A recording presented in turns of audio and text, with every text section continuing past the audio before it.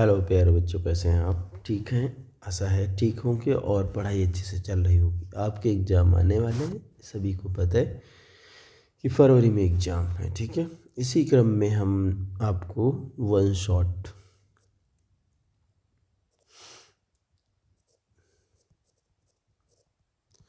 की जगह पे आपको गन शॉट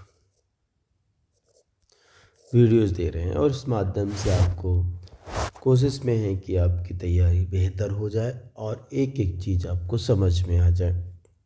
यहाँ पे अब ये जो बिंदु है, ये पांचवा बिंदु है, पांचवा अध्याय है जिसमें हम संगठन की चर्चा करेंगे।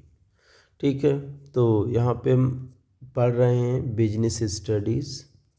बिजनेस स्टडीज़ बिजनेस स्टडीज़ में देखिए, तो सबसे पहले आप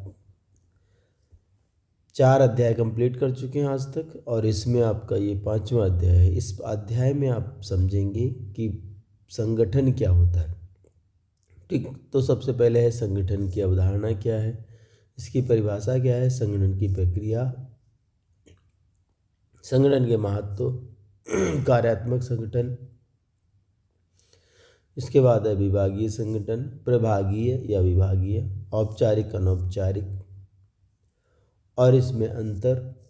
इसके बाद अधिकारांतरण, केंद्रीकरण की अवधारणा को समझेंगे, अधिकारांतरण, विकेंद्रीकरण के महत्व को समझेंगे, अधिकारांतरण और विकेंद्रीकरण में अंतर कर सकेंगे। यहाँ पे देखिए बच्चों, आगे बढ़ने का मार्ग, विप्रो कंपनी एक सॉफ्टवेयर कंपनी है, उसकी एक कहानी दी गई है, उससे आप थोड़ा सा पढ़ लीजिए। उसके बाद आप सीखेंगे कि विषय प्रवेश। देखिए, जब मैनेजमेंट कर रहे होते हैं तो सबसे पहले आपको आता है कि प्लानिंग। क्या आता है?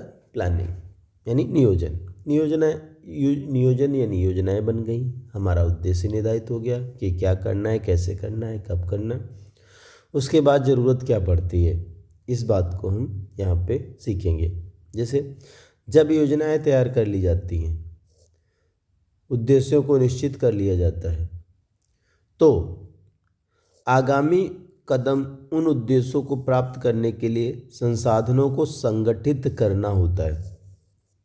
जब आपने प्लानिंग कर लिया कि मुझे ये काम करना है, तो उस काम को करने के लिए आपके पास एक संगठन होना चाहिए। उस काम को करने के लिए आपके पास संगठन होना चाहिए, क्योंकि प्रत्येक कार्य के लिए एक बेहतर संगठन यानी बेहतर संसाधनों, मानवीय और भौतिक संसाधनों की आवश्यकता होती है। तो नियोजन प्रक्रिया में निर्धारित लक्ष्यों को पाने में संगठन कार्य को ढांचाबद्ध करना, गतिशील व्यावसायिक पर्यावरण को अपनाना जटिल समस्या होती है। उद्यम की क्रियाएं इस प्रकार संगठित हों कि योजनाएं आसानी से लागू की जा सके। तो संगठन क्या है? संगठन एक प्रकार का ढांचा है जिसके माध्यम से हम अपने उद्देश्यों को प्राप्त करते हैं। संगठन संरचना कैसे की जाती है, इसे हम एक उदाहरण की सहायता से समझ सकते हैं। क्या कभी आपने ये सोचा है कि विद्यालय का उत्सव कैसे इतनी उत्साह से मनाते हैं तथा यह सब कैसे संभव होता है? इसके पीछे वह सब कैसे होता है, इसकी आप इच्छा करते हैं। यह संपूर्ण कार्य ग्रुपों में विभाजित किया जाता है। प्रत्येक ग्रुप, जैसे खाद्य समिति, सजावट समिति, टिकट समिति आदि को अपने अपने कार्य क्षेत्र में काम करने के लिए प्रेरित किया जाता है। तो यही जो कार्य करने की पूरी प्रणाली होती है, यही टोटल संगठन कहलाता है। संगठन प्रक्रिया में कदम। ठीक है, अब हम संगठन की अवधारणा को समझने के लिए थोड़ा स्पीड में हैं, चीज़ों को समझाते रहेंगे, आप आगे बढ़ते रहिए। तो इसमें संगठन की अवधारणा को समझने के लिए आपको लुईस एलन की एक परिभाषा दी गई है, या थियो हेमन की एक परिभाषा है, जिसे हम समझने का प्रयास करते हैं। देखिए, संगठन एक ऐसी प्रक्रिया है जिसके द्वारा उपक्रम के कार्यों को परिभाषित एवं वर्गीकृत किया जाता है और उन्हें विभिन्न व्यक्तियों को सौंपकर उनके अधिकार संबंधों को निश्चित किया जाता है। तो संगठन एक पूरा ढांचा है जिसके माध्यम से हम अपने कार्यों को पूरा कराते हैं या पूरा करते हैं। उपरोक्त विवरण से संगठन क्रिया के निम्नलिखित कदम हैं। सबसे पहले कार्य की पहचान होती है, विभाजन होता है, विभागीकरण होता है, डिपार्टमेंटेशन होता है, कर्तव्यों का निर्धारण किया जाता है, किसे क्या काम करना है, फिर रिपोर्टिंग संबंध स्थापित किया जाता है, उसके बाद कार्य, फिर इसके बाद अगला जो आता है संगठन का महत्व क्या है। संगठन का क्या महत्व है? संगठन कार्यों को निष्पादित करने के परिवर्तन को गतिशील व्यावसायिक वातावरण के अनुरूप बनाने का मार्ग प्रशस्त कर सकता है। संगठन क्या है, इसको हम समझने के लिए सबसे पहले देखेंगे कि संगठन की भूमिका क्या होती है। विशिष्टीकरण के लाभ, स्पेशलाइजेशन, जिस कार्य में जो दक्ष है उसका संगठन को लाभ मिलता है। जब मैंने कार्य को ऐसे बांटा कि जो विशेषज्ञ हैं, जो कार्य को बेहतर जानते हैं, उन्हें कार्य सौंपा गया। कार्य करने में संबंधों का स्पष्टीकरण, फिर है संसाधनों का अनुकूलतम उपयोग, फिर है परिवर्तनों का अनुकूलन, इसके बाद है प्रभावी प्रशासन, कार्मिकों का विकास, फिर है उसके बाद विकास और विस्तार। संगठन ढांचा, संगठन ढांचा संगठित प्रक्रिया का परिणाम है। एक प्रभावी संगठन एक उद्यमी की लाभदायकता में वृद्धि करता है। एक उद्यम को एक आदर्श संगठन ढांचे की आवश्यकता उसके आकार में वृद्धि, जटिलताओं में बढ़ोतरी होने पर महसूस होती है। जब कोई आपका लक्ष्य है, जैसे जैसे लक्ष्य बड़ा होगा उसे पूरा करने के लिए संगठन की आवश्यकता पड़ेगी। अब संगठन के हम प्रकारों की व्याख्या करेंगे कि संगठन कितने प्रकार के होते हैं। यहाँ पे संगठन आपके 2 श्रेणियों में विभाजित किए गए आपके सिलेबस के हिसाब से। एक होता है कार्यात्मक संगठन, दूसरा होता है प्रभागीय संगठन। कार्यात्मक संगठन क्या है, सबसे पहले समझेंगे। बहुत अच्छा क्वेश्चन है। कार्यात्मक संगठन किसे कहते हैं? Functional organisation. कार्यात्मक ढांचे की संरचना समस्त कार्यों को बड़े बड़े कार्यात्मक विभागों में वर्गीकृत करके की जाती है। समान प्रकृति के सभी कार्यों को संगठन के एक भाग में रखकर समन्वयकर्ता अध्यक्ष के अधीन कर दिया जाता है। इसमें क्या होता है, कार्य के आधार पर पूरे संगठन को बांट दिया जाता है। जैसे मान लेते हैं कोई एक ऐसा संगठन है जिसमें 4 कार्य हैं, जैसे मानव संसाधन, विपणन है, खोज एवं विकास है और क्रय है। तो ये 4 संसाधन है, तो उस पूरे संगठन को 4 भागों में डिवाइड कर दिया गया, तो उसे हम कहेंगे कार्यात्मक संगठन। ठीक है। कार्यात्मक संगठन के गुण क्या हैं? तो इन कार्यात्मक संगठन के गुणों को हम क ख ग घ ण च, ठीक है, इन क्रम में हम पढ़ लेंगे। ठीक है। उसके बाद है प्रभागीय संगठन ढांचा।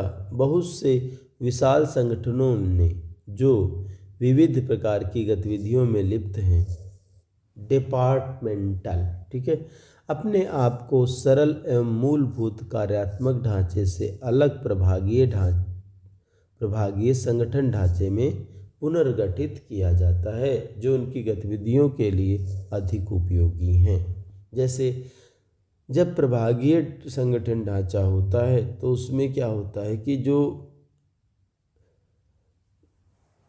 कार्य इससे पहले हमने कार्यों के आधार पर बांटा था। इसमें क्या है कि एक बड़ा संगठन है, ठीक है, और उसमें विभिन्न प्रकार के अलग अलग कार्य हैं। तो उस अलग अलग कार्य के आधार पर हमने विभिन्न डिपार्टमेंट बांट दिए कि ये इसका डिपार्टमेंट है, ये इस कार्य का डिपार्टमेंट है, इस कार्य का डिपार्टमेंट है। तो इस प्रकार इसमें अलग अलग बंटवारा हो जाता है। जैसे इसमें देखिए, जैसे प्रबंध संचालक है, उसमें प्रसाधन है, परिधान है, पादुका, चर्म सुरक्षा, मानव संसाधन, विपणन, खोज एवं विकास और क्रय। ठीक है। विभागीय कार्यात्मक ढांचे का संगठनात्मक ढांचा। तो इस प्रकार से आपने कार्यात्मक ढांचा और विभागीय ढांचे में क्या अंतर है, इससे आप बेहतर तरीके से इन बातों को सीख पाएंगे। जैसे जो रचना होती है, तो कार्यात्मक ये है, रचना कार्यों पर आधारित होती है, यानी कार्य के आधार पर बांट देते हैं। इसमें रचना उत्पादन रेखा पर आधारित होती है तथा कार्यों द्वारा समर्थित होती है। ठीक, उत्पादन प्रोडक्शन के अकॉर्डिंग कि क्या क्या किन किन वस्तुओं का उत्पादन हो रहा है, उसी हिसाब से प्रभागीय ढांचा बनाया जाता है। विशिष्टीकरण, इसमें कार्य का विशिष्टीकरण है, इसमें उत्पादन का विशिष्टीकरण है, यानी प्रोडक्शन जो उत्पादन हो रहा है, ठीक है, उसके आधार पर। इसके बाद है उत्तरदायित्व। इसमें किसी भी विभाग पर उत्तरदायित्व निर्धारित करना कठिन है, ठीक है। इसमें निष्पादन के आधार पर, यानी जो प्रोडक्शन हो रहा है उस पर आप कर सकते हो। प्रबंधकीय विकास कठिन होता है क्योंकि प्रत्येक कार्य प्रबंधक को उच्च प्रबंधक को सूचित करना होता है। इसमें सरल होता है, स्वायत्तता रहती है, ठीक है, कार्यों की स्वायत्तता रहती है। लागत, कार्यों की पुनरावृत्ति न होने के कारण मितव्ययी होगा, यानी कम खर्चीला होगा। इसमें विभाग होंगे इसीलिए महंगा होगा। सामंजस्य, बहुत उत्पादक कंपनियों के लिए कठिन है। जो प्रोडक्शन बहुत सारे मतलब अलग अलग प्रोडक्शन करती हैं, ठीक है। देखिए, कार्य अगर आपके यहाँ 4 कार्य हैं तो 4 कार्यात्मक कर लिया, लेकिन 10 प्रकार के प्रोडक्ट बन रहे हैं तो उसमें विभागीय संगठन अच्छा माना जाएगा, ठीक है। तो ये उत्पादन के आधार पर है और ये कार्य के आधार पर है, ठीक है। अब यहाँ पे देखिए ONGC एक कंपनी है जो नेचुरल ऑयल और नेचुरल गैस की कंपनी है। इसमें देखिए आपका ये पूरा कार्यात्मक ढांचा दिया हुआ है, विभागीय ढांचा, ठीक है। यहाँ पे एक क्वेश्चन बहुत इम्पोर्टेंट आता है जिसे आप उससे पढ़ लेंगे, अच्छे से तैयार कर लेंगे।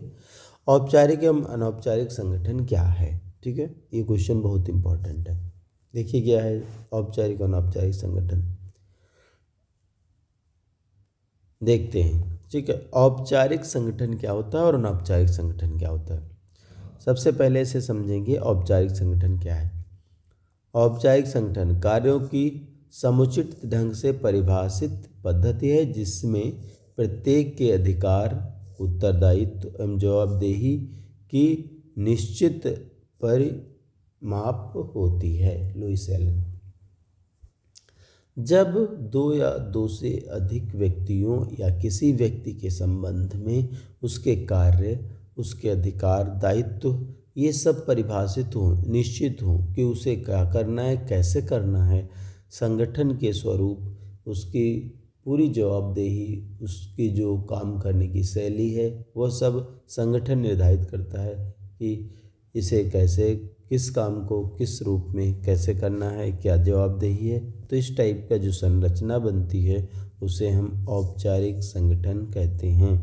देखिए, जब 2 या 2 से अधिक व्यक्तियों की क्रियाएं समान उद्देश्य की पूर्ति के लिए जानबूझकर समन्वित की जाती हैं तो उसे औपचारिक संगठन कहते हैं। तो औपचारिक संगठन जहाँ पे भी बनेगा वो संगठनात्मक ढांचा से एक निर्धारित होता है कि तुम्हें किस काम को किस तरीके से कैसे करना है, तो उसे हम कहेंगे औपचारिक संगठन, ठीक है।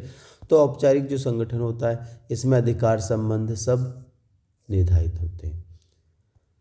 उसके बाद देखते हैं औपचारिक संगठन अनौपचारिक संगठन में इन्होंने अंतर सीधे बता दिया, लेकिन अनौपचारिक संगठन को कहीं पे समझा रखा होगा। सबसे पहले उसे समझ लेते हैं, उसके बाद वहाँ पे उसकी तुलना पढ़ेंगे। अनौपचारिक संगठन का क्या है? काम करते समय व्यक्तियों में आपसी तालमेल अनायास ही स्थापित हो जाता है। कर्मचारियों में सामाजिक संबंधों का तंत्र उदय होता है, अनौपचारिक संगठन कहलाता है। देखिए, एक संस्था है, उसमें 4 लोग हैं, उन चारों के अधिकार दायित्व संस्था ने निर्धारित कर दिया कि तुम्हें ये काम करना, तुम्हें ये काम करना, तुम्हें ये काम करना।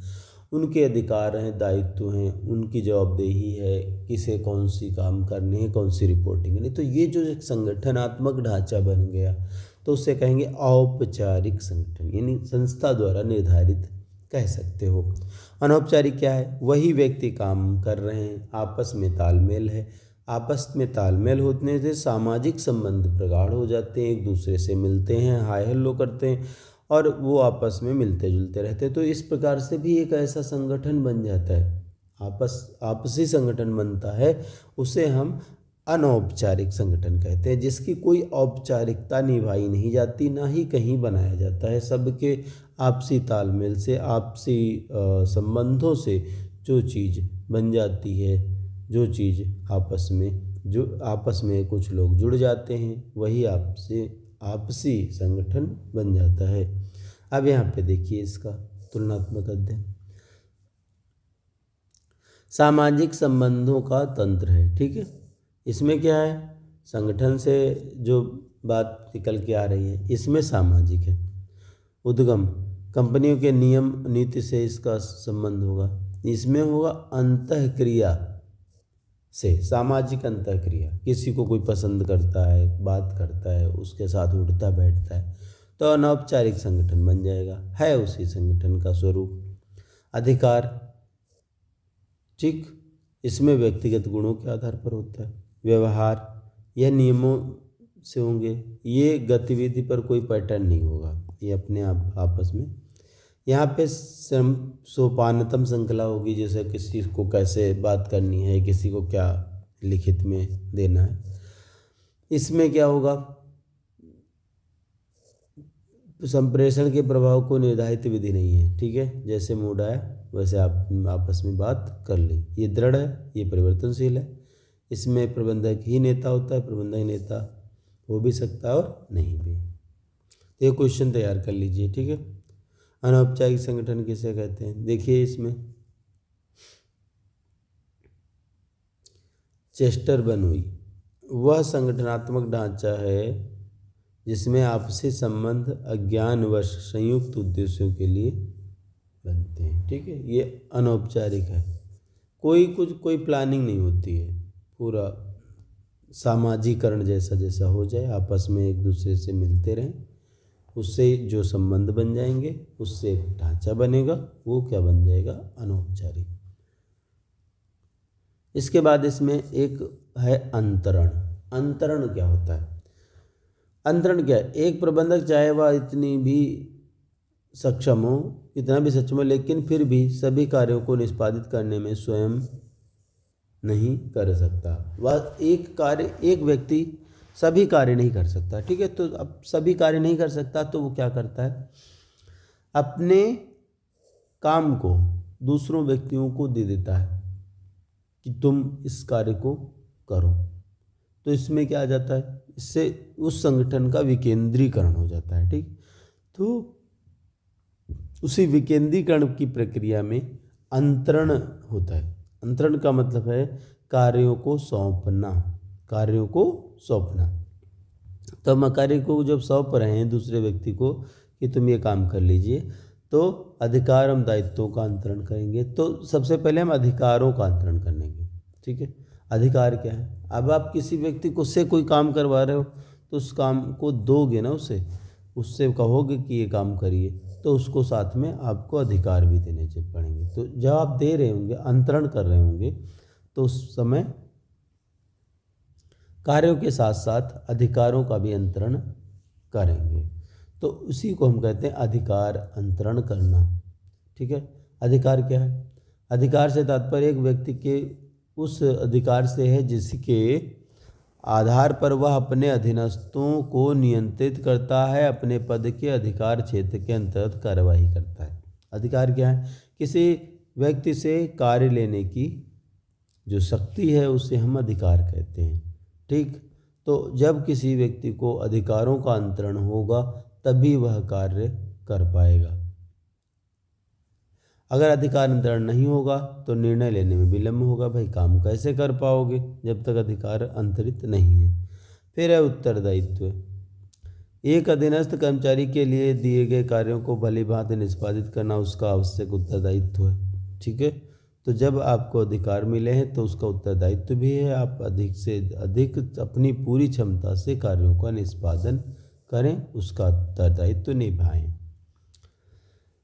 इसके बाद है अंतरण के तत्वों की समीक्षा। अंतरण में कौन कौन से तत्व हैं? देखिए, अधिकार है, उत्तरदायित्व है और उत्तरदेता है।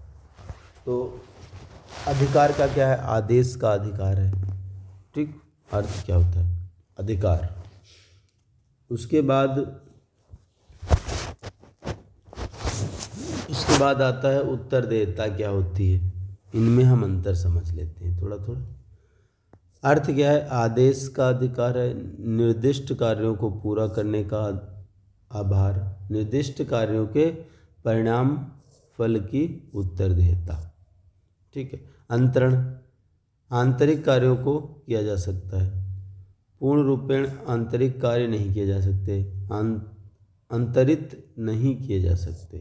ठीक है, उत्तरदेयता को अंतरित नहीं कर सकते, ये अंतरित किए जा सकते हैं। अधिकारों का अंतरण हो सकता है, यानी अधिकार दिए जा सकते हैं, इन्हें पूर्णता नहीं दे सकते आप। कुछ उत्तरदायित्व तो देने वाले के पास रहते हैं। ठीक है, औपचारिक होता है। ठीक है, ये सब औपचारिक होती है। उत्तरदेयता से प्रारंभ होगा। जवाबदेही, आप इसको उत्तरदेयता को किसी भी व्यक्ति को आप किसी भी दशा में दे नहीं सकते। ठीक है, लेकिन अधिकारों का अंतरण हो सकता है, अधिकारों का अंतरण हो सकता है, उत्तरदायित्व तो थोड़े से दिए जा सकते हैं, लेकिन जवाबदेही को आप किसी व्यक्ति को नहीं दे सकते। निसंदेह अधिकार अंतरण एक कर्मचारी को अपने उच्च अधिकारी के प्रति काम करने की सामर्थ्य देते हैं, लेकिन फिर भी जवाबदेही अभी भी उच्च अधिकारी के पास ही बनी रहती है। ठीक है, ये ध्यान से समझ लीजिए। ठीक है, फिर अंतरण का महत्व है। उसके बाद है प्रभावी प्रबंध, कर्मचारियों का विकास। ठीक है, तो यहाँ पे क्या समझे? प्रभावी अंतरण के गुण क्या हैं। उसके बाद है विकास का सरलीकरण, इसे पढ़ लीजिए। कर्मचारियों को प्रेरणा, प्रबंधक सोपानीक्रम, पदानुक्रम। पदानुक्रम मतलब जो अधिकार और दायित्व जो एक संस्था से आते हैं। उत्तम सामंजस्य। उसके बाद है विकेंद्रीकरण क्या है, इसको पढ़ लीजिए। ठीक, इम्पोर्टेंट टॉपिक। विकेंद्रीकरण क्या होता है? बहुत से संगठनों में सभी निर्णयों को लेने में शीर्ष स्तरीय प्रबंधक की मुख्य भूमिका होती है। अगर जो निर्णय है वो एक ही व्यक्ति द्वारा संपूर्ण निर्णय लिए जाते हैं तो उसे कहते हैं केंद्रीकरण। क्या कहते हैं? केंद्रीकरण। अगर उन्हीं को आप अपने निर्णयों को बहुत लोगों में डिवाइड कर देते हैं, अलग अलग डिवाइड कर देते हैं कि आप भी निर्णय लेकर के उस संस्था के कार्यों को कर सकते हैं, डिसीजन मेकिंग कहाँ पे है, उसी को हम कहते हैं विकेंद्रीकरण। अगर अधीनस्थों मतलब जो उनके अंदर में काम कर रहे हैं उनको निर्णय लेने की क्षमता दे दी जाए, निर्णय लेने को अंतरण दे दिया जाए तो उसे कहेंगे विकेंद्रीकरण। ठीक है, हर वह कदम जो अधीनस्थों को की भूमिका के महत्व को बढ़ाता है, ठीक है, विकेंद्रीकरण कहलाता है। यानी अधीनस्थ यानी छोटे अंडर में जो कर्मचारी काम कर रहे हैं, अधिकारी काम कर रहे हैं, उनको काम करने के लिए, उन्हें निर्णय लेने के लिए, उन्हें जो निर्णय लेने हैं वो उनके लिए उन्हें स्वतंत्र कर देना विकेंद्रीकरण कहलाता है, उनके महत्व को बढ़ा देता है। तथा हर कदम जो उनको घटाता है केंद्रीकरण कहलाता है। कार्य करने के कदमों, ठीक है। तो इस टाइप से आपका यहाँ पे केंद्रीकरण विकेंद्रीकरण क्लियर हो गया।